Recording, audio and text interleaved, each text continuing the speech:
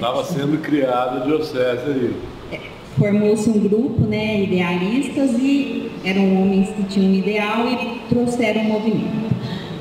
Então, eu quero aproveitar para fazer uma pequena homenagem. E a sua mãe também participou. E a minha mãe também foi coordenadora do primeiro cursinho de mulheres. As fotos deles estão ali, ó. Nós colocamos as fotos ali no nosso mural de entrada. E eu peguei um trecho que cabe nesse momento. É pelos frutos que se conhece a árvore. A árvore boa dá bons frutos. Seus frutos, sua herança. Esse movimento também é uma herança que ele deixou para a gente. E que hoje, nós que ainda estamos aqui, ficamos com a esperança de merecer a glória que hoje já lhe pertence.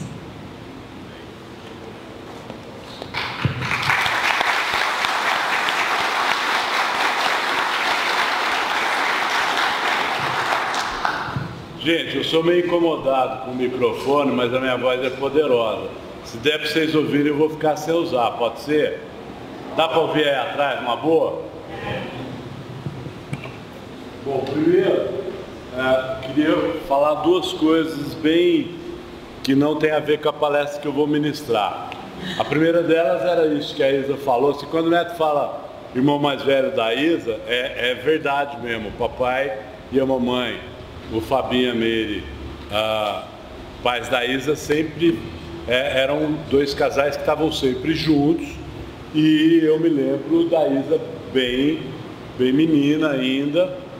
Ela é um tanto bom mais nova do que eu. Então eu sempre participei da vida da família dela, ia para a fazenda com elas e tal. Num certo sentido, sou mesmo uma espécie de irmão mais velho dela e das irmãs dela. A segunda coisa é que eu me lembro muito bem do primeiro cursilho de cristandade de homens em Franca. Me lembro do primeiro cursilho de cristandade de mulheres em Franca, não apenas porque meu pai e minha mãe foram os coordenadores, como porque todas as preparações de organizações eram feitas na minha casa. Então, eu conhecia todo mundo, eu estava ali mostrando para a Flora, os padres ali, o Frei Romualdo fez minha primeira comunhão, o Padre Juca me deu muita aula de teologia, eu fui da comissão, fui comentarista da missa do Frei Cândido, e eu conhecia todos a maior parte das pessoas ali eu conhecia pessoalmente, de conviver. Então eu queria agradecer a oportunidade de vir, e o fato do papai ter falecido quarta-feira, eu até, na verdade, me sinto honrado de poder estar fazendo aqui um papel que ele faria se tivesse na ocasião dele. Então eu não poderia não vir, não é? A minha família, não sei, algumas pessoas talvez tenham estado no velório. Na minha família, uma das tradições é que nos velórios a gente canta, e geralmente a gente canta músicas religiosas, não apenas, samba também, tá legal? Porque para nós a passagem da pessoa na verdade, um renascimento para a vida eterna. Então é uma coisa que a minha família pratica mesmo. A terceira coisa que eu queria falar é que, assim, eu até perguntei para a Isa se ela mostrou a palestra que eu vou dar para a Aline. Aí ela falou não. Eu falei, então foi Nossa Senhora. Na minha família tem uma tradição que é muito antiga, que quando você está confuso, você reza o Salve Rainha e para no mostrai. O Salve Rainha vem, e depois você mostrai no Jesus. Você não sabe o que fazer, então você para no mostrai e fica esperando que a Nossa Senhora mostre alguma coisa. Porque a minha avó achou uma criança que estava perdida. Ela estava ouvindo no rádio e ouviu que a criança estava perdida. Na hora que ela começou a rezar o Salve Rainha para achar a criança, na hora que ela foi jogar o cisco para fora da porta, que ela estava varrendo, que ela abriu a porta, tinha uma criança na calçada. Ela falou, bem, você chama tal? A criança chama? Então vem aqui. Pegou e telefonou na rádio e falou, achei a menina. Então criou uma tradição na minha família. Então foi Nossa Senhora, porque vocês vão observar que a leitura que ela escolheu e o que ela falou tem uma relação direta com esse tema. Bom, para entrar direto no tema, eu vou fazer 3 observações. Eu sou psicólogo, eu sou professor de psicologia há 38 anos, sou psicólogo clínico há 33 anos e pesquiso especificamente temas da psicologia e de neurologia há pelo menos 36 anos mais ou menos, porque parte do trabalho, embora a minha pesquisa na academia tenha sido sempre como colaborador, porque eu nunca fui contratado pelas universidades, a minha pesquisa, seja na Unicamp, no HC, na PUC, na UFO, que é onde eu pesquiso, hoje eu pesquiso na UFO e na Federal de São Carlos, ela começou estudando a ansiedade. O primeiro trabalho de pesquisa sério que eu fiz foi sobre os aspectos fisiológicos da ansiedade, que gerou um produto que é um relaxamento, que é bastante conhecido nos meios da psicoterapia, que eu mesmo desenvolvi há mais ou menos, esse relaxamento é de 88, então ele tem já aí 30 anos, 31 anos, né? Certo? Muito bem, então eu vou falar em parte como psicólogo, ok? Mas em parte eu vou falar como cristão, porque essa é uma parte importante da minha forma de pensar, tá legal? Vou tentar ser o mais rápido possível, mas algumas coisas que eu vou falar são coisas técnicas. Se vocês quiserem me interromper, podem interromper, perguntem, tá? Eu sou professor há 38 anos, eu estou habituado a falar, ixi, não sei, vou pesquisar, tá legal? A primeira coisa que eu queria falar, que foi, a Aline citou essa questão, que é o Setembro Amarelo, né? Faz um mês e meio, eu faço palestra para o CVV há muito tempo, para os treinamentos. Há uns 2 meses, um mês mais ou menos, eu fiz uma palestra para o CVV, para os atendentes do CVV, era o CVV regional, que pega de Belo Horizonte até a divisa do Paraná, tá certo? Então estavam ali os coordenadores dos grupos de atendimento, porque o CVV mudou, e esse é um tema com o qual eu tenho bastante familiaridade. E a familiaridade com o CVV, com a questão do suicídio, me permite dizer que a questão central do suicídio é a ausência de esperança, não é? A falta de esperança. A esperança é uma virtude teologal. Fé, a esperança e a caridade ou o amor, né? A fé, a esperança e o amor. A esperança é uma característica sobre a qual a gente vai falar. Eu vou falar de um ponto de vista psicológico e vou conectar isso a um ponto de vista especificamente cristão. Então essa palestra tem em alguma medida a intenção de ajudar vocês a compreenderem esse fenômeno das pessoas que se matam. E eu vou começar com a mesma começo que eu comecei a palestra do CVV. Existe uma pergunta muito importante que todo cientista precisa fazer, especialmente os cientistas das ciências da vida, não é? Que é: qual é o objeto que eu estudo?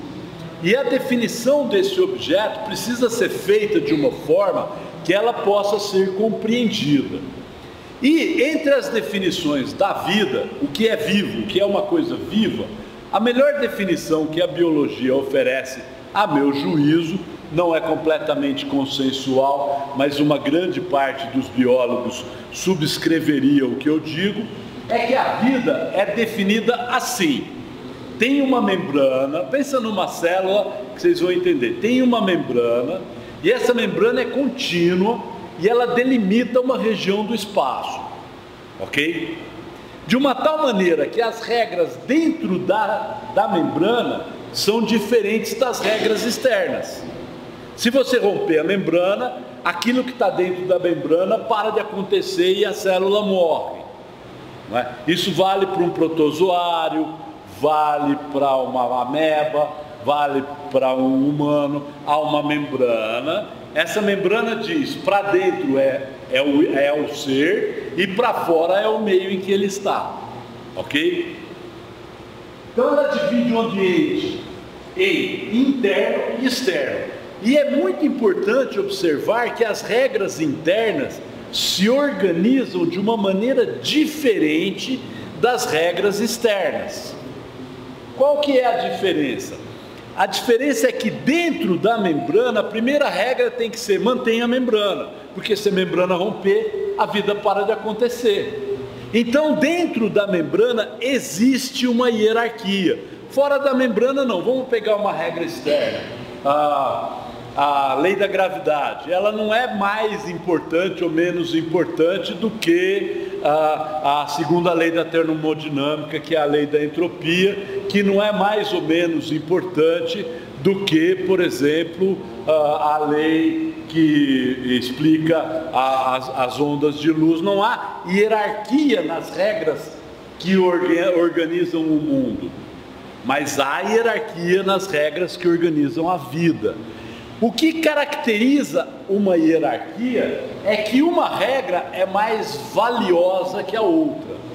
A hierarquia é um valor, isso é mais importante que aquilo, ok?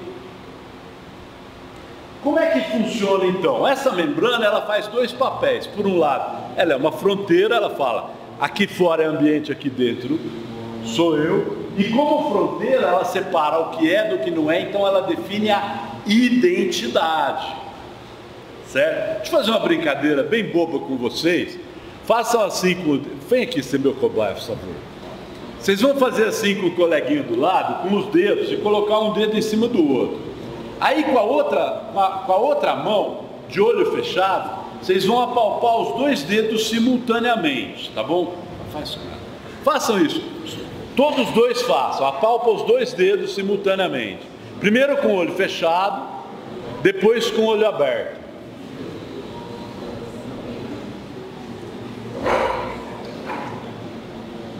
Ok, é esquisito a beça, né? A sensação que você tem é que você não sabe qual é o seu dedo. O que eu fiz? A sua membrana, a sua fronteira que delimita você, sua identidade, está nesse dedo, ela tem em cima e embaixo. E nessa mão está nesse dedo e nesse. Como eu coloquei, essa mão recebeu um sinal que ela esperava, dois dedos. Mas essa mão recebeu um sinal só. Se eu embaralho a sua fronteira, eu embaralho a sua identidade. Você perde mais ou menos a noção de quem você é, ok? E na fronteira é onde eu encontro o outro, eu aprendo com o outro, eu posso ter aprendizagem, porque na hora que eu toco na mão dele, eu sei que da mão para lá, da pele para lá ele, da pele para cá sou eu, ok? Tá. Se você pensar nessa definição de vida, o que a vida tem que saber para continuar viva? Ela tem que saber quem que eu sou e o que eu quero. Por exemplo, eu sou uma ameba e eu quero açúcar, ok? Ela tem que saber onde tem o que eu quero, quer dizer, como é que o mundo fora de mim funciona e como é que eu obtenho o que eu quero. Se eu sou uma ameba, eu sei que o açúcar vai estar no lugar mais escuro ou no lugar com uma concentração iônica maior, assim por diante. Eu vou reagir ao meu ambiente usando o meu modo de aprendizagem, que é a interface que a minha membrana me dá para procurar o açúcar, vou encontrar o açúcar e vou comer. E uma coisa importante é que na hora que eu comer o açúcar, eu não vou virar açúcar, eu vou absorver a parte do açúcar que me interessa e vou jogar o resto fora. Vamos pensar agora numa coisa um pouco mais complicadinha que a ameba. Vamos pensar no ari. Vamos pensar no ari. O ari é uma máquina de fazer ari. Ele come um pedaço de alface, transforma uma parte em ari e joga o resto fora. Se ele não está exercendo a identidade dele, ele está fazendo esterco. Estou usando uma palavra bem gentil. Se eu não estou tentando fazer a minha identidade, se eu não estou tentando me tornar o ari, eu estou jogando o resíduo para fora do ambiente. Porque aquilo da alface que não serve para eu fazer o ari, eu jogo fora, certo? Na psicologia, a gente usa a seguinte expressão: o self, que é a identidade, quem eu sou, não é? Com os valores e valências que essa identidade especifica.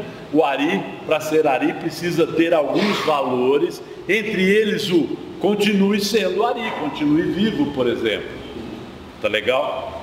E a ordem, que é a noção que eu tenho de como é que a realidade funciona, né? Quer dizer, como é que funciona a realidade? Por exemplo, numa palestra do Cursilho, sabendo que a minha voz é poderosa e conhecendo essa sala, eu posso me dispor a falar sem o microfone.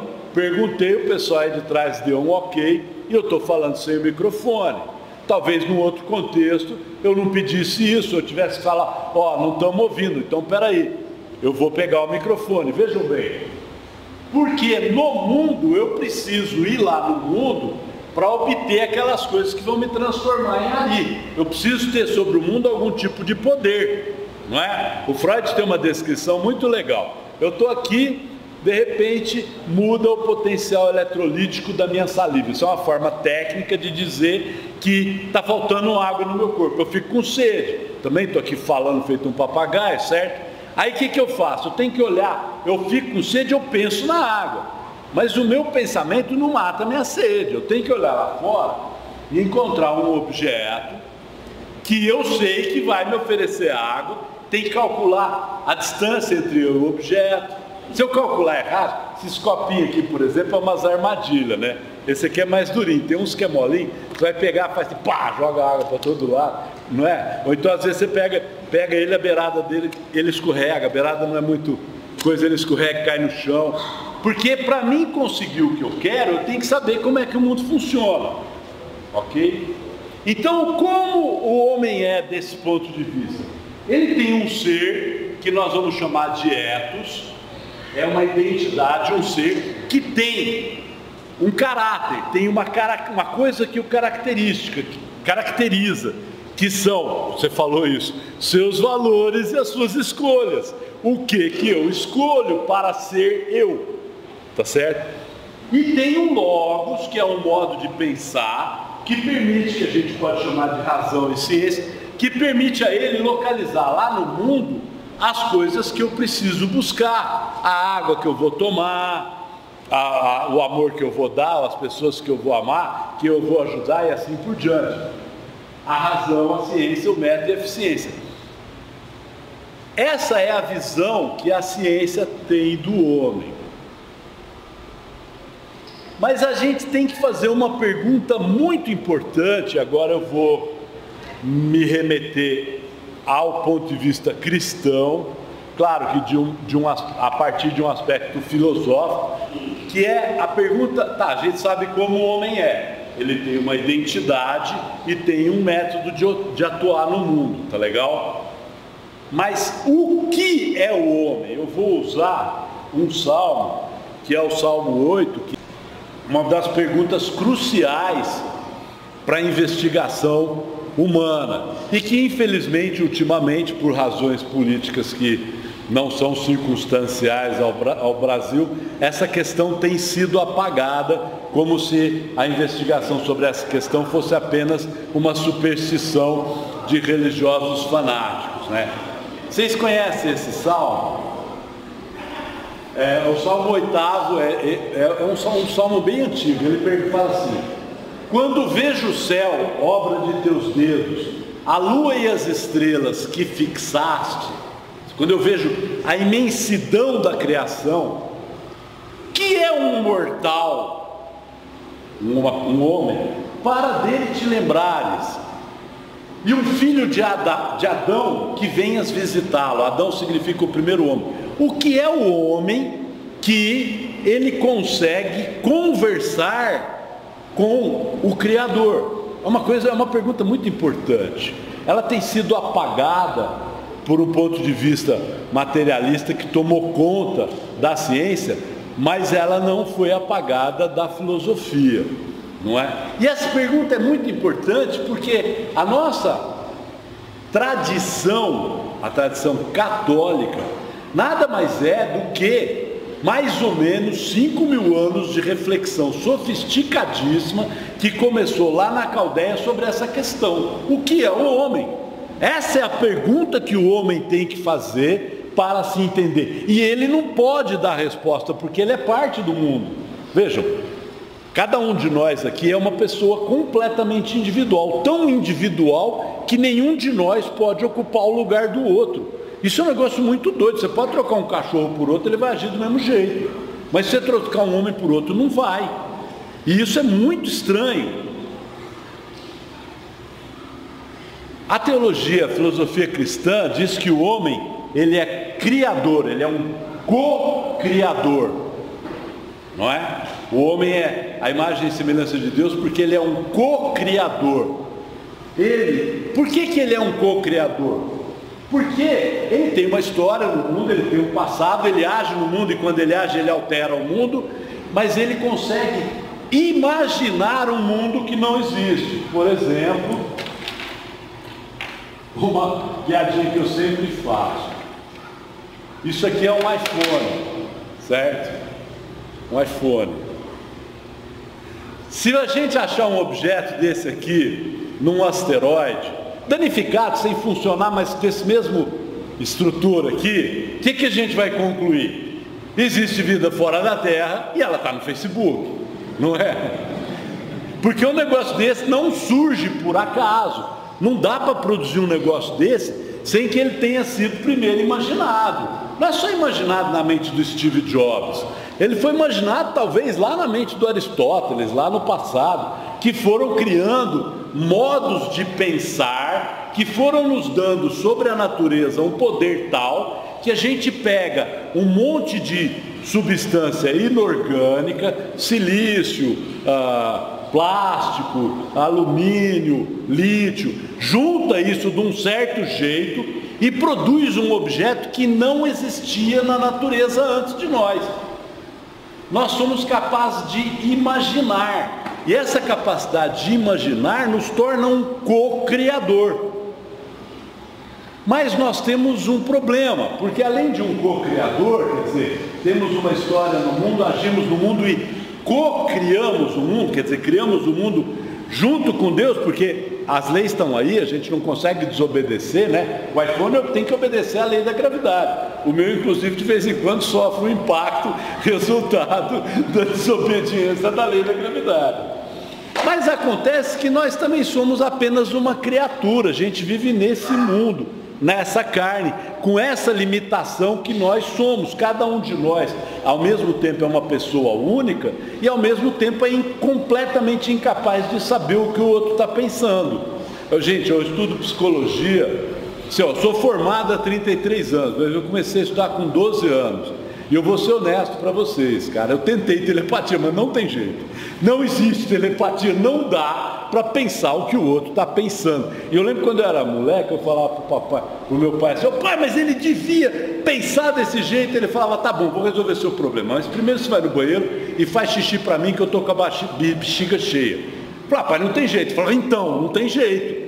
Não tem jeito da gente entrar. Gente, eu estudo isso, eu pratico isso. A gente não entra dentro da mente do outro. A gente interage com ele, mas o que a gente tem é a face dele. E nós, como criaturas, nós somos extremamente limitados, porque nós só conseguimos enxergar o nosso próprio ponto de vista.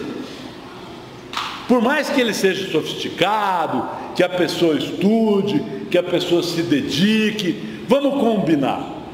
Nenhum de nós pode reivindicar o ponto de vista de Deus. Foi inclusive o mito cristão aponta isso. Quando o homem reivindicou o ponto de vista de Deus, ele caiu do paraíso, não é?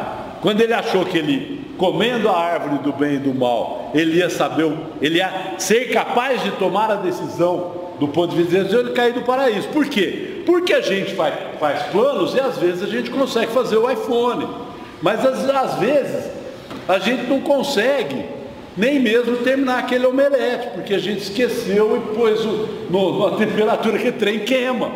porque a gente não está prestando atenção. Então, como criatura, essa visão limitada nos coloca perante contínuos momentos, vezes sem conta, a nossa própria limitação. A gente erra aqui, a gente erra ali, a gente não consegue isso, não consegue aquilo. Quando aquilo está no passado, vira uma frustração. A frustração é a origem voltando lá no Setembro Amarelo, da sensação de que eu não valho nada, a depressão, certo? Se está no presente, gera intolerância. Você quer quebrar aquela panela. Como assim esse ovo não fritou? Hoje de manhã a Valéria faz ovo quente. Quebraram 2, né? Sabe quando você cozinha o ovo só um pouquinho para ele ficar quente mesmo assim? Quebrou 2 ovos. Eu falei, hoje o dia tá andando do lado errado, a gente está do lado errado do relógio, né? A intolerância gera na gente aquele estresse, aquele cansaço de quem não está conseguindo. E no futuro, então não vai dar certo, gera desesperança, que é a base do que a gente chama de ansiedade. Vejam, a tragédia humana é que, quando nós quisemos ser iguais a Deus, ou seja, saber tudo, a gente se meteu a fazer um monte de coisa, e uma parte delas obviamente não deu certo, porque o ponto de vista de Deus se ele vai fazer alguma coisa, ela funciona, não é? Então a gente imagina um mundo, cria um desejo, atribui um valor, eu quero, chega lá no mundo, mas o mundo tem regras, a gente tenta desobedecer essas regras e põe o impacto no eu que mando, eu que quero. Tem uma música da Janis Joplin que é assim: Oh Lord, won't to buy me a Mercedes-Benz, my friends all drive Porsches. Deus, pode comprar para mim uma Mercedes-Benz? Todos meus amigos dirigem Porsche. Observem que coisa interessante, parece uma prece, né? Não é. É uma tentativa de controlar Deus para fazer o que ela quer, não o que Deus quer. Eu quero um Mercedes-Benz, o que Deus quer me lixo. Quer dizer, aquilo que era um desejo, a atribuição de valor eu quero, vira uma regra minha que eu tento impor à realidade. Sou eu que quero. Como que o mundo se atreve a não me dar um Mercedes-Benz? Isso é um absurdo, percebe? Só que vamos combinar, amigos aí, alguns de nós consegue tudo que quer. Quem consegue tudo que quer, por gentileza, eu vou te chamar. Não dá, né? Adulto sabe que não, que a gente vai ter que aceitar que muito do que existe a gente não consegue, algumas coisas a gente nem mesmo vai ter, algumas porque elas não são possíveis, outras por nossa própria incompetência, outras porque a gente escolheu uma coisa e aquela foi deixada de lado, tá certo? Essa tragédia gera a ansiedade. Até agora eu falei lá na biologia, falei na filosofia cristã, agora eu vou ser técnico, tá legal? O que é a ansiedade? Na psiquiatria, no começo do século XX, aqui eu tenho uma citação do Karl Jaspers e do Freud, que representam as duas grandes tradições da psiquiatria. A ansiedade era um medo sem objeto. Quando você está com medo, você está com medo do cachorro, medo sei lá do que eu tenho medo, da minhoca, sei lá, da alface, da chuva. Mas quando você está ansioso, você não está com medo você está ali, quase com medo, mas não está com medo. Hoje, no século XXI, a gente pensa a ansiedade como um medo em busca de objeto, ela é um pré-medo. O objeto dela é móvel. Eu estou ansioso porque e se não der certo? Aí eu chego aqui, não, Ana Luísa está aqui. E se o negócio não encaixar no negócio? Nossa, não, encaixou. E se eu ficar com muita sede? Aí o Neto trouxe água. A ansiedade, ela é essa troca de objeto contínua. O objeto é móvel. E eu não estou fugindo do objeto. Eu fico na expectativa em alerta, mas não tomo uma atitude. Aí descubro que é uma cascavel, pronto. o objeto, a ansiedade fixa minha atenção na cascavel e eu começo a vigiar a cascavel e entro no estado de luta ou fuga. Ou eu saio correndo, ou eu fico estalta 1, 2, 3, ou eu vou lá e mato a cascavel. Certo? Porque agora a ansiedade se caracterizou como medo, o medo selecionou o alvo dele. Observem uma coisa muito importante: a cascavel não é a causa do medo, ela é o alvo do medo. A causa do medo é um conjunto de reações químicas que aconteceu dentro de mim e um estado de preparação que eu herdei. Vamos lembrar, vamos pensar que a gente morasse lá nas cavernas, tá bom? Quantas experiências vocês acham que a gente precisa ter com uma cascavel mordendo para aprender a ter medo de cascavel? De preferência nenhuma, né? De preferência você tem que aprender a ter medo da cascavel, porque a mãe falou, cuidado com esse bicho, moleque. Não é? Quer dizer, só o susto que a mãe levou de ver a cascavel, a gente tem que aprender também. E a gente vê isso em bebê. Isso tem esse experimento, tem esse filme. O bebê está no colo da mãe e a mãe leva um susto. O bebê faz 2 gestos. Ele olha primeiro para a mãe, depois ele olha para o lugar que a mãe dele estava olhando. E aí ele assusta também. Quem já teve bebê sabe disso. Esse módulo de funcionamento, inclusive, quando ele não funciona desse jeito, você suspeita de alguma alteração neurológica no bebê. Tá certo? É um módulo que foi preparado para ensinar a gente. Descobriu uma cascavel, atua em relação a ela. Para de pensar, pensa só na cascavel. Ok? Tá. Só que vamos combinar. Quantos de vocês já encontraram uma cascavel pessoalmente? Levanta a mão, por favor. Aí, aproximadamente 30%. Tá legal? E quantos de vocês encontraram uma cascavel 2 vezes?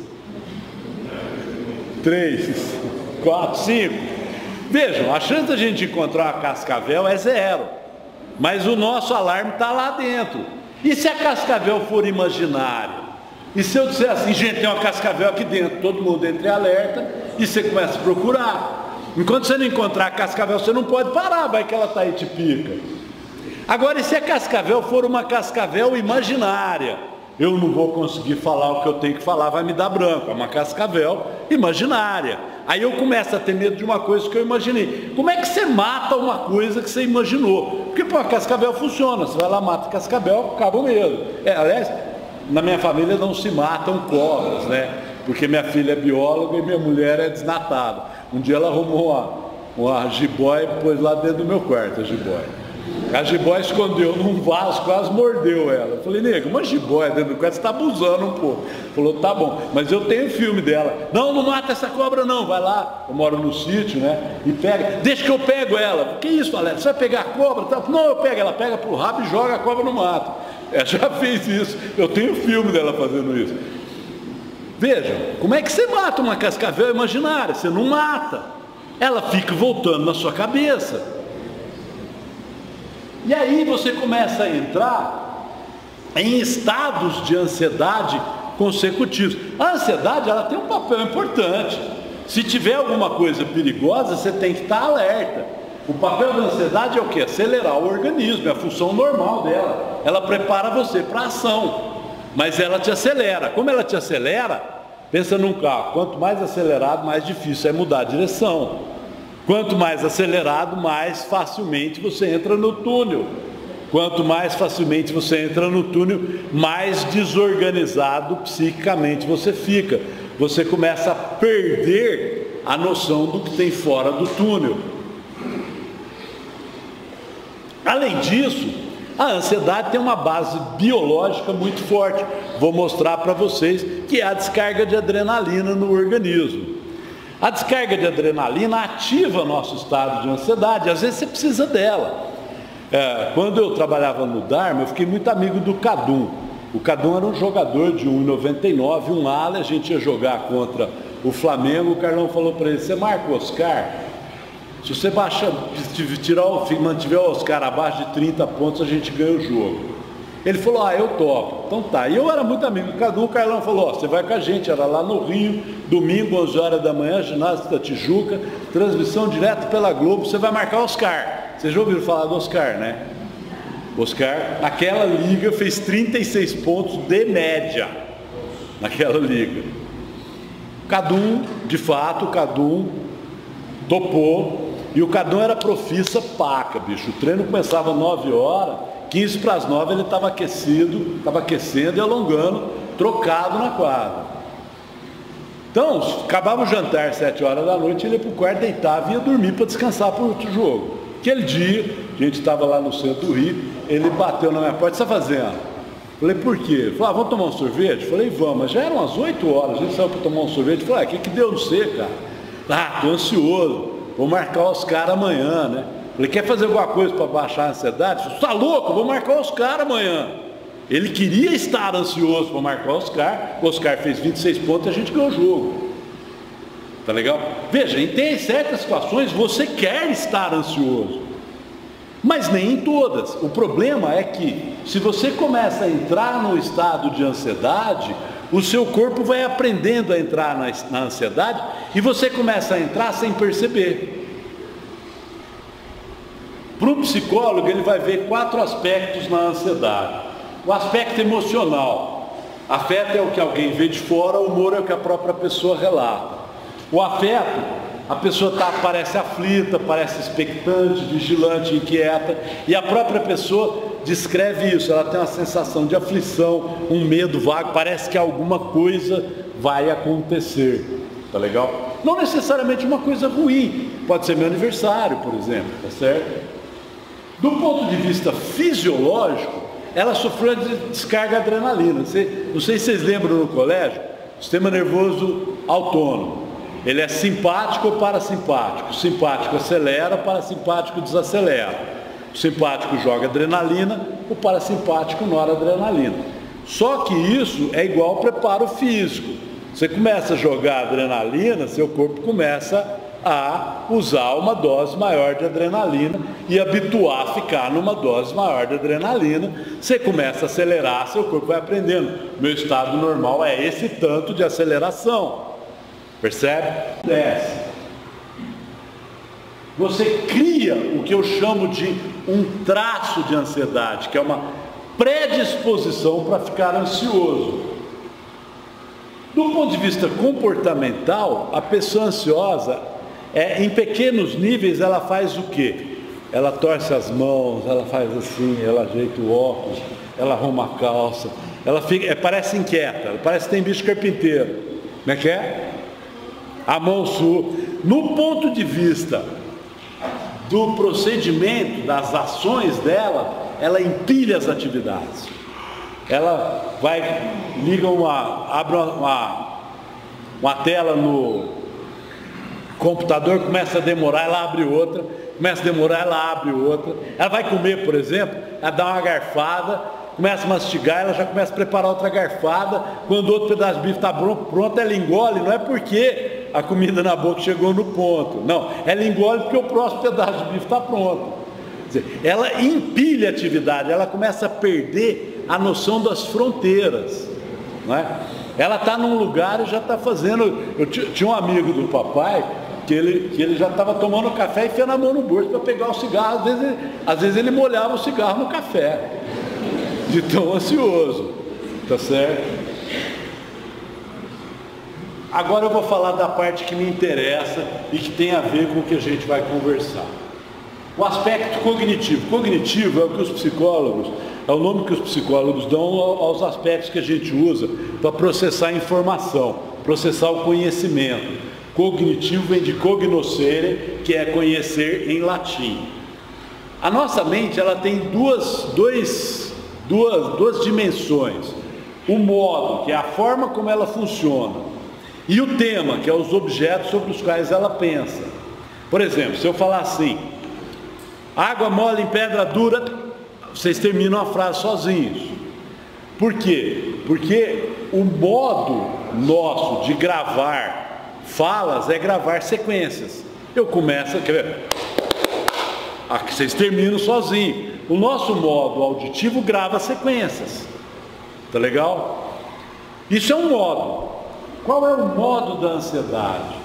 O pensamento começa a ficar acelerado. O primeiro tema que a Isa pediu foi justamente a síndrome do pensamento acelerado, né? O Augusto Cury é um psiquiatra que fala sobre isso. Eu até falei, Isa, eu teria que estudar os livros do cara para falar sobre isso. Eu sei do que ele está falando, conheço o que ele está dizendo, concordo com a maior parte do que ele diz, mas eu não poderia dar uma palestra sobre o tema do cara. Posso falar sobre ansiedade? Ela falou, tá bom. Porque ele estuda esse aspecto. Quanto mais acelerado o pensamento, mais ele entra num túnel. E você não consegue parar de pensar naquilo e mudar o seu pensamento de lugar. Então a desorganização começa a ficar crescente e na sua mente aparece o que a gente chama de polifonia. Não é que você está ouvindo voz, é que sua mente divide em dois e começa a debater. Depois em 3, 4, daqui a pouco é uma assembleia de sindicato. Tem 15 pessoas debatendo aquele assunto. Vou comer hambúrguer ou vou comer uma linguiça? Não, hambúrguer é melhor. Não, linguiça é melhor. Não, peraí, linguiça é muito gorda. Vou comer hambúrguer. Mas o hambúrguer também não cai tão bem. E aí você começa a debater consigo mesmo. Esse funcionamento na ansiedade, ele é caracterizado por um tema ruim. São Pedro, você pensa que vai dar errado, você pensa numa coisa ruim, como é que você falou, quando você pensa no mal, você atrai o mal. O que é isso? Veja, não sei disso no nível cósmico, no nível psíquico é muito simples. Eu vou dar uma instrução para vocês e tentem obedecer essa instrução mentalmente o mais rápido possível, tá legal? Não pensem numa rosa. Vocês produzem a imagem da rosa e tentam apagar essa imagem, porque a palavra não, ela é uma palavra que não tem conteúdo, ela opera, ela funciona lá no modo, ela não funciona aqui no tema. Então você tem que produzir um conteúdo para poder não usar ele. Você tem que produzir uma rosa para não usar ela. A mente faz essas coisas. Então se você começa a pensar no que você não quer, você começa a perceber o que você não quer. Vou fazer uma pergunta aqui para quem já teve filho, seja mulher. Mulher grávida encontra mulher grávida o tempo inteiro, né? Quer dizer, quando eu estava grávida, todas estavam grávidas. Aumentou o número de grávidas no mundo. Não é verdade. É como você está grávida, você presta atenção naquilo. Por exemplo, todos reparariam que eu já estou gestando aqui um barril de chopp e um queijo. Tá certo? Observe. Quando você começa a pensar no que você não quer, você cria um problema muito sério. E eu vou falar sobre ele logo em seguida, explicar como é que a gente adoece de ansiedade. Mas eu quero explicar essa parte porque ela é o final da palestra que tem a ver com o São Pedro. Como é que a gente adoece de ansiedade? A ansiedade, ela acelera e desacelera, então ela é um contínuo, tá certo? Mas existem graus de mudança. Eu posso estar ansioso ou eu posso ser ansioso. Eu posso estar ansioso nessa situação, nessa em particular eu estou dando uma palestra, estou acelerado, estou suando, talvez não dê para ver, mas já molhei as pizzas aqui e tal, legal? Tranquilo. Mas vou para casa e fico tranquilo, fico calmo. Antes de vir para cá eu não estava muito ansioso, ok? Quer dizer, eu entro na ansiedade e volto. Mas como eu disse, eu começo a entrar na ansiedade, meu corpo começa a facilitar o estado de ansiedade. E se eu não voltar para o zero, eu começo a ficar lá. Esse é o estado de ser. Vamos imaginar o seguinte: o que é estar ansioso? Tem uma alteração no aspecto isolado da minha relação com o mundo ou com o que eu estou fazendo, ok? Que alteração é essa? Por exemplo, eu estou falando para um monte de gente. Eu preciso saber se vocês estão prestando atenção ou não, gostando ou não, ok? Então eu estou atento a isso. Não estou prestando atenção em outros aspectos da minha vida, tá certo? Estou deixando no automático, por exemplo, andar, escolher as palavras, tá ok? Mas a minha identidade está preservada, continuo sendo o Ari aqui falando para vocês, psicólogo, tá legal? Mas vamos supor que essa ansiedade começa a crescer e eu começo a ficar muito desconfortável comigo mesmo. E me dá um branco, por exemplo. O branco é uma coisa que dá muito em quem faz palestra, faz prova e tal, especialmente quando a gente está muito ansioso. E aí eu perco a minha identidade, quem sou eu. Quando eu perco a minha identidade, eu começo a achar que o mundo está errado ou que tem alguma coisa errada em mim. Percebe? Vamos imaginar aqui que nós temos a aceleração normal. Quando ela passa do primeiro limiar, da primeira linha ali, que é uma linha pontilhada, porque ela varia para cada um, a gente entra numa ansiedade da situação. Eu estou ansioso, tá legal? Por exemplo, papai estava muito doente, a gente sabia que papai ia morrer, e a semana passada eu estive ansioso a maior parte do tempo até o falecimento dele, porque a gente estava acompanhando os indicadores e sabendo que ele ia morrer. Eu estava ansioso, mas era aquela situação, ok? Quando o papai morreu, a minha ansiedade diminuiu sensivelmente. Eu dormi direito, não fiquei acordando de noite com pesadelo, tá legal? Mas se a ansiedade passar do segundo limite, eu começo a imaginar a mim mesmo como um ser em perigo, como um ser ansioso. Vamos imaginar lá, ó. Aquilo ali, ó, é a variação normal da minha aceleração. De vez em quando essa variação vai passar por algumas dos limiares, ok? Tranquilo? Agora vou voltar mais uma vez ao São Pedro antes de encerrar com ele. A gente acha que o tema da ansiedade é a causa da ansiedade. Então, eu estou ansioso porque eu estou com medo de falar bobagem na palestra. E fico tentando me convencer de que eu não vou falar bobagem. Parece uma coisa muito legal, mas eu começo a discutir se eu vou falar bobagem ou não, e a minha ansiedade piora. Por quê? Porque como a ansiedade está me apontando um possível perigo ali na frente, se eu começo a pensar no que vai acontecer de errado, a chance de eu encontrar algo errado é muito grande. A chance de eu imaginar algum mico que eu vá pagar lá na frente daquele pessoal do cursinho é muito alta. Percebe? E aí, na hora que não, esse mico eu não vou pagar. Ufa, mas alguma coisa pode dar errado. Porque na hora que eu acalmo, a ansiedade não vai a zero. Deixa eu mostrar uma coisa aqui para vocês, que eu chamo de ciclo do desabafo. A ansiedade normal está aqui embaixo. Quando a gente passa o limiar situacional, a ansiedade vira medo. Aí a gente desabafa, o medo diminui, mas a gente não atuou no fundo da ansiedade e ela volta a crescer de novo. E começa a acontecer isso aqui. Ela passou, criou medo, desabafei, ela volta. Aí como ela não voltou a zero, ela continua e começa a crescer de novo. E aparece um outro medo. E aí eu desabafo aquele outro medo, dali a pouco eu estou prisioneiro daquele medo. Eu não consigo parar de pensar naquelas cobras imaginárias que a minha imaginação está criando para dar conta do meu estado de ansiedade. Vamos pensar isso, agora vou finalmente chegar no porquê que a gente deve pensar você falou pensamento positivo, né? No positivo. A minha definição de pensamento positivo é ligeiramente diferente, já estou acabando, já libero vocês, mas como é que acontece isso no mundo?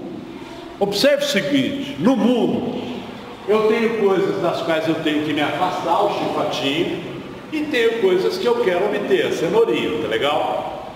Tem coisas que eu não quero e vou correr delas, isso é um motivo. E tem coisas que eu quero e vou correr para elas, isso é um motivo, tá legal? Nós vamos chamar em psicologia de evitação, quando eu estou saindo do que eu não quero, e vamos chamar de obtenção quando eu estou indo em direção ao que eu quero.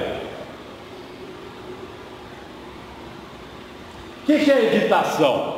É quando eu penso no que eu não quero. São Pedro, total aqui. Eu penso no pecado, eu penso no ruim, eu penso no que não deu certo, eu penso no que eu não consegui, eu penso na maldade do outro, eu julgo, tá legal? E o que é obtenção? Foco no que eu quero.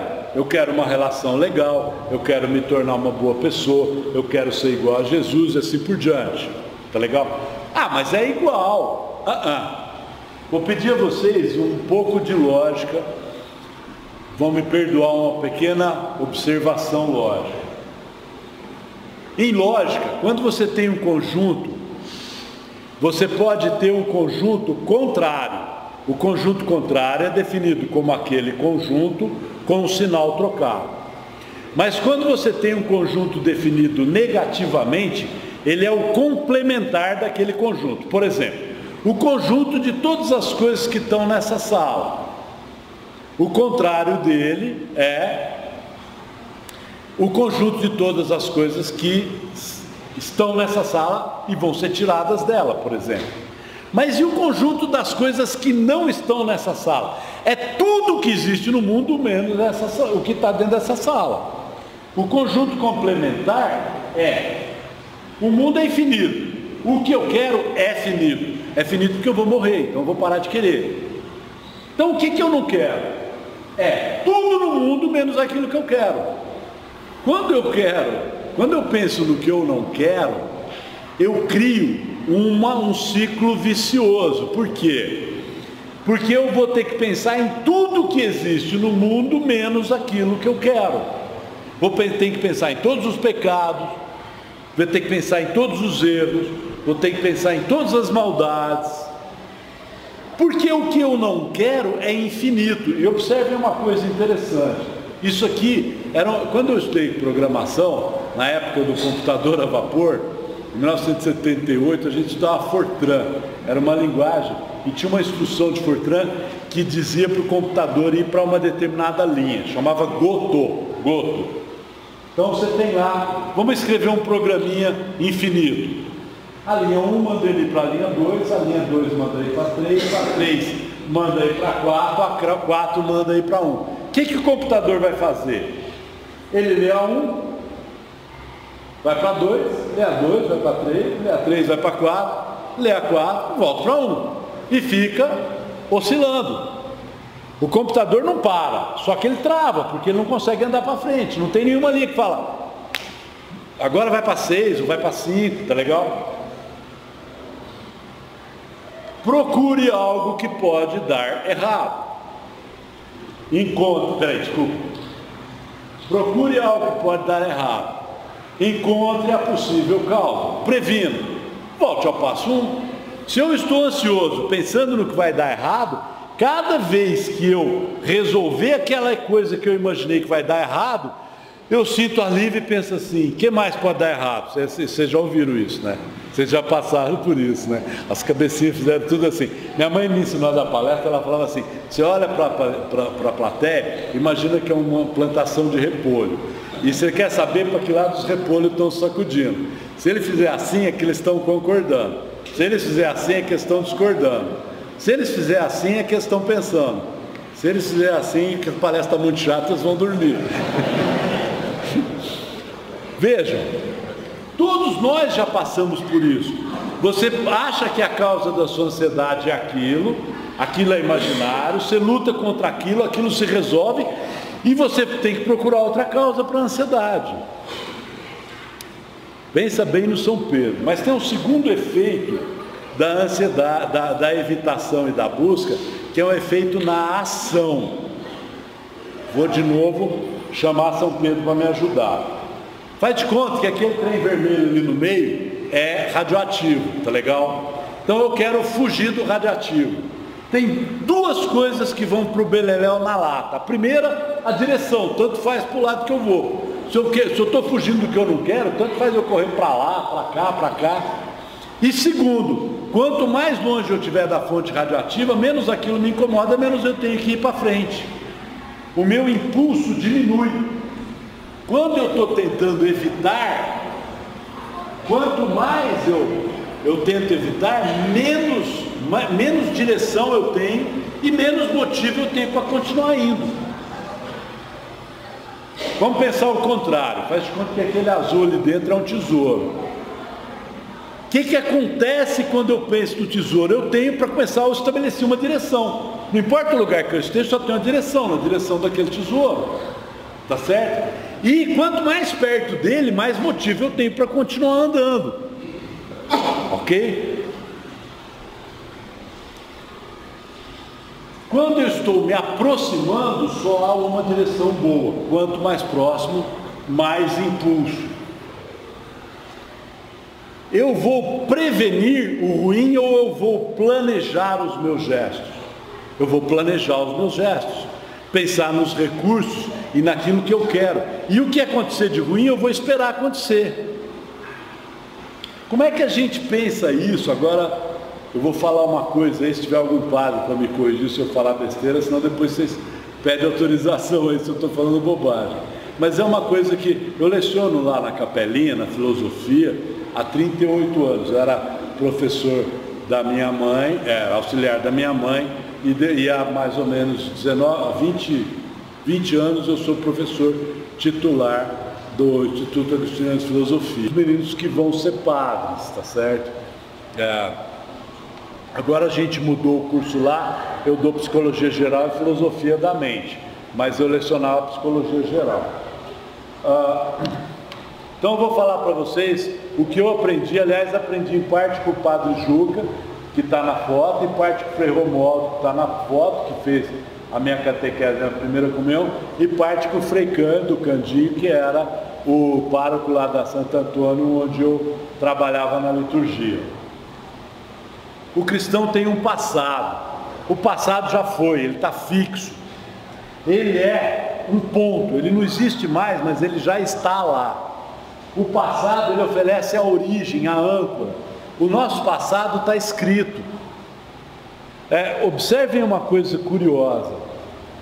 Quando eu falei no começo lá, que a negação da religião é um gesto filosoficamente idiota, eu estava querendo me referir a uma coisa bastante específica. A religião,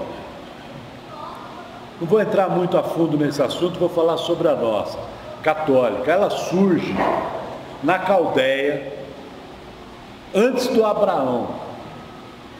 Você encontra tabuletas com pedaços de histórias que estão no Gênesis, escritas cuneiforme, com 8.000 anos de idade, datação de carbono. Faz 8.000 anos que um grupo de pessoas constrói uma tradição para tentar entender como é o homem. E não eram pessoas comuns, eram pessoas extremamente inteligentes. Se você fizer uma lista dos 10 filósofos mais importantes da história, pelo menos 2 são santos, Santo Agostinho e São Tomás de Aquino. Ok? E a grande maioria deles surgiu dentro da Igreja Católica.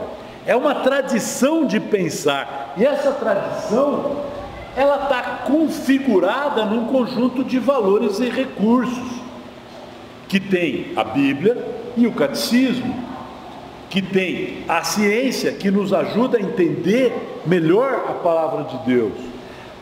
A nossa história, e agora estou falando especificamente como católico, é a história de um povo que resolveu ser o povo de Deus. Essa é a característica. É a característica do Abel, é a característica do Matusalém, do Quiseteque, Noé, sei lá, eu não lembro os nomes tudo. É a característica do Abraão. É aquela pessoa que arrisca a própria alma por aderir à ideia de que há um Deus e de que há um único Deus. Mesmo que a gente não entenda ele, ou pelo menos não entendo ele o tempo todo, apesar de estudar muito. Tá legal? Mas um Deus para o qual a gente deve reverência. Em que sentido? Deus não é nosso. Esses dias eu estava ouvindo uma fala do Ratzinger, o Bento XVI, que é um filósofo estupendo, um filósofo fabuloso, cara inteligentíssimo, e um cara perguntou um negócio para ele, mas não sei o que, a Igreja Católica falou, para aí, Deus não é da Igreja Católica. A Igreja Católica é que é de Deus. Vocês estão pensando de cabeça para baixo. Eu lembro do Frei Agostinho Belmonte, que era colega lá no seminário, irmão do Frei Romualdo, Frei Salvador, um homem brilhante, falava 5 línguas, uma inteligência espantosa. Começava a dar problema na igreja, o povo, porque não sei o que. Ele fala, não, gente, a igreja é do Espírito Santo, bota o joelho no chão e reza. Vocês acham que vocês são dono da igreja? E ele falava na lata, e ele tinha razão. Nós somos o povo de Deus, Deus não é nosso, é nós que somos dele. Por quê? Porque ele nos ensinou e vem nos ensinando através de um monte de burrada que a gente cometeu, não é? Caim matou Abel, Adão comeu a maçã, Caim matou Abel, o povo se desagradou de Deus, Sodoma explodiu, aquelas coisas tudo, né? Aquela parte pirotécnica do Gênesis. Deus vem nos ensinando isso, e vem nos ensinando o quê? Que nós temos valores e recursos como humanos para sermos co-criador. Então a gente tem que olhar a nossa história como povo de Deus, e tem que olhar o futuro que Deus está nos oferecendo. Veja, o futuro não existe, ele ainda não aconteceu, nós estamos aqui tentando co-criar esse futuro, não é? Mas ele nos dá uma direção. Uma vez um cara falou para mim, como assim os filósofos são todos, como é que é? Fala Robert, né, Flávio? Robert, eles adoram aparecer. Então tem uma moda lá que você tem que ser pessimista. Como assim? Você não é pessimista, você é otimista? E eu falei uma coisa que eu aprendi uma vez numa lição de um professor de filosofia, eu não lembro o nome do cara, num programa de televisão. Ele falou assim, eu sou otimista mesmo. Como assim? Otimista? Você é um idiota? Não, eu sou otimista porque se eu não for otimista, quer dizer, se eu não projetar um futuro que eu quero, eu não posso fundar valores, eu não posso fundar ética. Se eu sou pessimista, tanto faz o que vai acontecer, então eu não tenho compromisso com nada. Eu tenho que querer aquele futuro, e no caso do católico, ele tem que querer o reino de Deus, que é o reino do amor, não é? Volta no São Pedro. Eu tenho que pensar no bem, eu não posso pensar no mal. O mal é o que acontece, eu tenho que pensar no bem, que é o que eu vou escolher, não é? E aí, como é que é o presente? O presente, na verdade, é o único momento que existe, não é? A gente teve um passado, mas ele não está aqui mais. A gente vai para um futuro, mas ele não está aqui ainda, não é? Então, no presente, eu tenho que prestar atenção em como eu faço. Uma das regras básicas derivadas da ética cristã é que o fim não justifica os meios. Os meios é que são importantes. Eu tenho que fazer com amor. Se não der certo, paciência, vamos combinar. A gente cultiva o mito de um cara que morreu crucificado, que era legal, né? Porque se ele fosse um xarope, não morria. Então a gente não... outro dia alguém falou para mim, mas eu fiz isso e Deus não fez o que eu quis. Eu falei, filho, se você é cristão, você tem que aceitar que você vai se ferrar no final. Afinal de contas, Jesus Cristo morreu. O que você consegue é amar igual a Ele e produziu o reino do amor e construiu. Mas pessoalmente, você acha que você vai ganhar alguma coisa se você foi bonzinho. Acorda.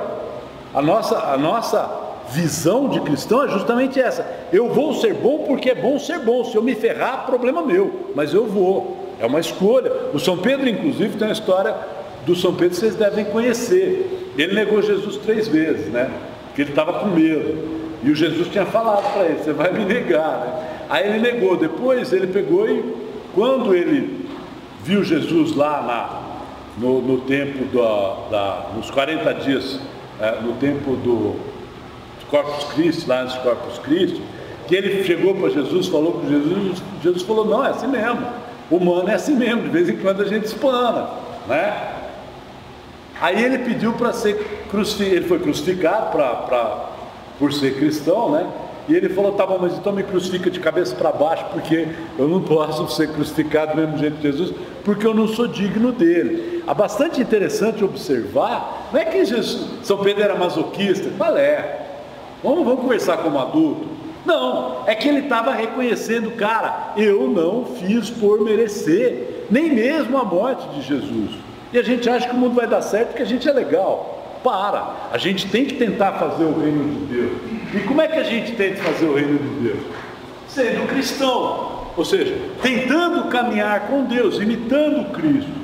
Resumindo, eu tenho que respeitar o que está dentro de mim, tenho que respeitar a realidade, mas eu tenho que pegar os meus valores e expressar eles, eu tenho que aprender eles, tenho que pegar e buscar o que os meus valores apontam. E como é que eu busco isso? Agindo que nem Jesus, não é sendo Jesus. Eu não sou Jesus, eu sou o Ari, mas eu tenho que imitar ele, eu tenho que agir do jeito que ele agiu, certo? É isso que eu tinha para falar. Querem fazer perguntas? Às vezes as pessoas têm perguntas clínicas. Eu não pensei numa palestra clínica porque era o cursinho, mas se vocês quiserem fazer perguntas, fiquem à vontade. Você mostrou que a ansiedade não vai aumentar no nível do estar, passou esse nível da pirâmide. Esse medo é o mesmo medo que você falou antes, que é aquela ansiedade com o objeto, ou ele é diferente? Começa a achar que o objeto da ansiedade é real. Não, veja que o objeto da ansiedade é a causa da ansiedade. Veja, vou pegar a cobra. A pessoa que não tem medo de cobra. A outra pessoa que tinha uma coral de estimação. Eu falei, filha, você arrumou uma coral de... E sabe por que ela parou de ter uma coral de estimação? Porque ela ficou com dó de dar as larvas para a coral comer. Não é porque a cobra era... Hã? Ela não estava se alimentando. Ela não estava se alimentando com as larvas. Veja, o medo, ele aponta um objeto, mas ele não é causado pelo objeto, nem a ansiedade. A ansiedade é uma coisa que você aprende com a prática. Quanto mais vezes você pensa no ruim, mais facilmente você percebe o ruim, mais perigo você enxerga no mundo, mais ansioso você fica, percebe? Depois de algum tempo, a cobra imaginária começa a virar uma cobra real. Posso contar uma piadinha? O cara estava ali na Praça da Soares da Conceição, cartucheira, 2 canos, chapéu desabado, um bornal com 2 divisões, 2 bornais na verdade, um cigarro de palha na boca, andando assim, apontando para cima e dando tiro. Pá! Ele andava mais um pouco, pá! Ele abria a cartucheira, tirava os cartuchos deflagrados, punha no bornal, pegava 2 cartuchos novos, enfiava na cartucheira, armava a cartucheira, dava uma tragada de cigarro, olhava para cima, pá! Na hora que ele estava dando lá o seu 5º, 6º tiro, chegou um guarda, dando tiro aqui na praça. Seu guarda, pode ficar tranquilo, perigo nenhum, perigo nenhum. Eu mesmo que enchi os cartuchos, pus um chumbo de grana bem fininha para não cair em ninguém. Sou um caçador experiente, está aqui minha licença de caça. E eu, pode olhar, eu não acertei nada, não acertei nem folha de árvore, helicóptero, esses helicópteros para cima da praça, acertei nenhum até agora. Eu tenho o maior cuidado, ninguém vai se ferir. Mas meu filho, por que você está dando tiro na praça aqui, Nossa Senhora da Conceição? Eu estou tirando para espantar os elefantes, né, seu guarda? Que elefante, rapaz? Franca não tem elefante. Viu? Está dando certo. Observa. Você, quando começa a espantar uma cobra imaginária, pode funcionar. Por que a superstição se instala? Se eu bater na madeira, eu evito o mal-olhado, certo? Se o mal-olhado existir, ele não vai acontecer todas as vezes. Então eu bati na madeira 10 vezes e sofri o mal-olhado 2 vezes. Vou falar, ainda bem que eu bati, porque se eu não batesse eu sofria 10. E se o mal-olhado não existir, toda vez que eu bater funciona. Percebe? Pensar no mal não é só atrair o mal, no sentido de que o mal vem até... É produzir um mal, porque você começa a construir objetos da maldade que são imaginários. E dependendo do tipo, eles podem deixar você muito doente. Expliquei? Você falou também da questão daquela frustração. Não, já ocorreu. Ela acumulou, então, e teve essa redução. Não, ela já ocorreu mesmo. Você teve uma expectativa, você chegou aqui, você achou que ia chegar aqui, oi? Não se realizou. Tá, quando você criou a expectativa, era ansiedade. Chegou no momento, a expectativa não se realizou, é presente. Aí ela virou para o passado, você ficou frustrado. A frustração é o que não deu certo no passado e não no presente. Mas você colocou lá que parece que tinha algo relacionado É uma relação que a gente costuma fazer. Deixa eu só achar o slide aqui. Não, tá aqui, ó.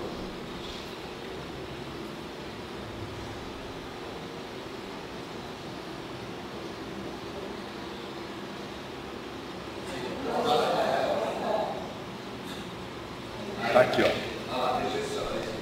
ó. Na verdade, é uma forma de pensar. A primeira coisa que eu quero oferecer é o seguinte: o homem é um ser que existe no tempo. E ele é o único homem, o único animal que tem consciência de que existe no tempo. Cachorro, por exemplo, a gente cria cachorro. Minha menina fez um mestrado sobre lobo. Cachorro, ele está super bravo. Se você chega no cachorro e distrai ele instantaneamente ele muda de estado e para de ficar bravo. Vocês já viram aquele, como é que ele chama, filho? César Milão, Encantador de Cães, aparecia na televisão. Ele muda o estado do cachorro rapidamente. A gente faz isso com o cachorro. Por quê? Porque a memória dele é curtíssima. Ele tem o estado, ele não tem o ser. O ser dele está definido pela biologia dele, pela relação dele com o mundo. Ele tem uma história, ele sabe que você é o dono, que eu sou, ok? Mas ele muda de estado com muita facilidade. E ele não consegue imaginar o futuro. Não sei se você já viu, voltando, tem um alambrado aqui, né? E aqui esse alambrado está faltando um pedaço. E os dois cachorros começam a brigar ali no neto, um de lá, outro de cá. Eles quebram o pau através do alambrado e eles não vêm até aqui para atravessar, para brigar. Ele não consegue fazer o plano. Tá certo? Portanto, ele existe no tempo, mas ele não tem consciência do tempo. O humano tem. Como criador, o que isso dá ao humano? A capacidade de modificar o mundo. Gente, o que aqui entre nós, aqui em volta de nós, não foi criado por algum homem que em algum momento imaginou? A água. A maior parte de nós, inclusive, foi imaginado, que nossos pais queriam que nascêssemos. O resto tudo, uma roupa, telefone, copo, mesa, chão, é tudo resultado de uma imaginação que alterou o mundo, tá certo? Esse é o homem co-criador. Mas como ele não consegue fazer tudo que ele quer, porque ele é só um pedacinho do mundo, ele enfrenta a frustração, que é o que ele não conseguiu no passado, o estresse ou a intolerância, que é o que ele não consegue no presente, e a desesperança, que é o que ele acha que não vai conseguir no futuro. Expliquei?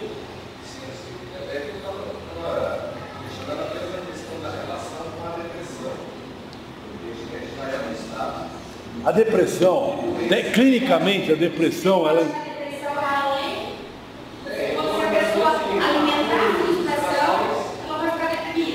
A depressão, clinicamente, a depressão é caracterizada do ponto de vista cognitivo, do ponto de vista do pensamento, por um conjunto de parâmetros de pensamento que o Aaron Beck chama de tríade cognitiva.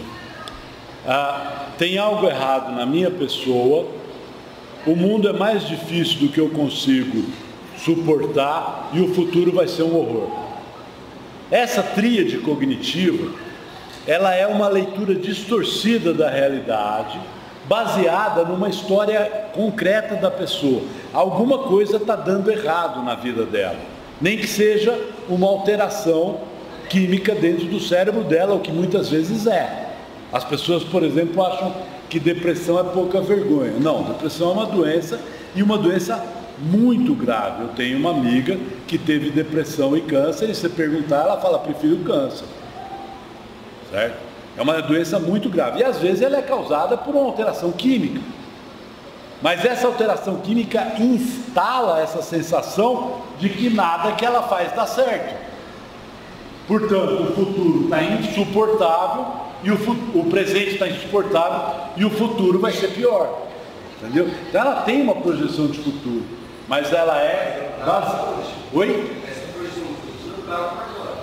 Claro, ela pensa agora. Aí ela só... exatamente.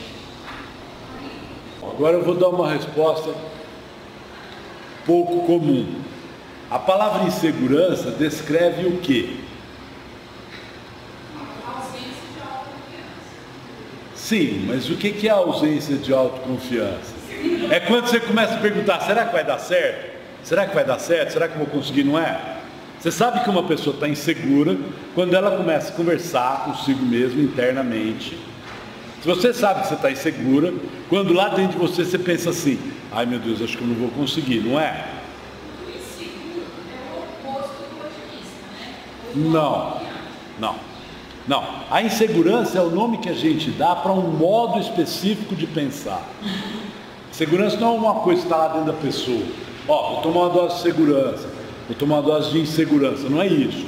É o nome que a gente dá para um jeito de pensar em que você duvida da sua capacidade de resolver aquela situação, fazer aquilo, certo? Essa dúvida pode inclusive ter uma base real. Por exemplo, se vocês pedirem para, por exemplo, eu abaixar o corpo e pôr a mão no pé, eu faço tranquilamente. Mas se vocês pedirem para eu dar uma estrela aqui, eu vou ficar muito inseguro, porque eu acho que eu vou cair. Faz muito tempo que eu não dou uma estrela. Então, às vezes, a insegurança é uma leitura apropriada da situação. Percebe? Sim. E às vezes a insegurança é apenas uma superstição que eu crio na minha cabeça, porque eu estou pensando de um certo jeito. Então, a ansiedade tem uma relação com a insegurança? Tem. Todas as pessoas no estado de ansiedade estão também inseguras. E todas as pessoas que estão inseguras provavelmente estão no estado de ansiedade. Respondi? E aí, do ponto de vista, em termos sexuais, de educação? Olha, eu vou falar duas coisas. Uma parte da ansiedade é necessária. A ansiedade é uma função normal do organismo. Em certos momentos é preciso ficar ansioso. O cara chega no meu consultório, entra lá, senta e fala, doutor, eu quero perder completamente o medo. Eu falo, não vou fazer isso. Por quê? Porque você vai morrer atropelado na hora que você sair daqui. Você vai ter medo de atravessar a rua e vai morrer atropelado. Por exemplo, eu parei de andar de moto quando eu perdi o medo. Falei, não vou andar mais. Peguei a moto do meu irmão para testar. Quando eu vi, eu estava 160 por hora. É uma coisa idiota andar 160 por hora numa moto. E eu não tinha medo porque eu era um bom motoqueiro. Eu não tenho medo, não vou mexer. Percebe? Então, a ansiedade e o medo são parte importante da nossa vida. E a gente precisa delas. Agora, quando a gente pensa na nossa ação no mundo, a gente faz uma projeção. Aí eles me chamou para dar essa palestra. E ela falou, pensamento acelerado. Falei, Isa, isso eu não vou falar. Por quê? Porque eu vou ter que estudar o assunto. Por quê? Porque senão eu vou falar alguma coisa que não corresponde ao que o cara falou. Eu estava inseguro, adequadamente inseguro. Eu li o livro, tenho umas ideias do cara, mas eu não penso daquele jeito. Então, se eu for falar de um jeito que não é o meu, eu tenho que ficar inseguro mesmo. Se for assim, eu vou demorar. Ela falou, não, pode ser. Eu falei, pode ser ansiedade? Ela falou, pode. Pronto. Trouxe para um terreno no qual, quando eu projeto a minha ação, isso aqui eu consigo fazer. Ok? Então, a insegurança, o que a gente tem que aprender não é a ser seguro. Assim, vamos combinar. Tem um cara que eu gosto bastante, fui colega dele em alguns eventos e tal, que ele saiu de moda porque ele andou falando umas verdades aí no reino da alta ajuda. Ele chama Roberto Chiniachique. E o Roberto perdeu o público dele porque ele falou assim, motivação não é tudo, um burro motivado é um perigo. Uma gente estúpida, a gente prefere que ela não seja motivada, né? A gente quer que seja motivada uma pessoa que tem algo a fazer. Então, segurança, insegurança, o que eu penso sobre filhos os filhos precisam aprender a reconhecer o que eles estão sentindo, estou inseguro. E entender por que eles estão sentindo ou pensando aquilo e saber o que fazer naquilo. Pai, eu estou inseguro, por quê? Vai ter prova amanhã, eu não estudei o suficiente. Que bom que você está inseguro. Então estude o que for possível. Mas e se eu for mal na prova? Você estudou pouco, você vai mal na prova. A prova não tem relação a ver com autoestima. A prova tem a ver com o que você sabe, não é? Senão a gente começa com uma... Então ele precisa entender. Então o que receita é conversar com ele. O que você está sentindo? Por que você está sentindo isso? Não é? Isso é uma projeção adequada? Não, eu estou inseguro. No quê? Na prova de matemática. Você estudou? Estudei. Você sabe tudo? Sei. Então vamos ver por que você está inseguro, porque você sabe tudo. Então tem alguma coisa que está acontecendo aí. Talvez você esteja lendo errado a situação. Talvez você esteja vendo uma cobra imaginária. Tá certo?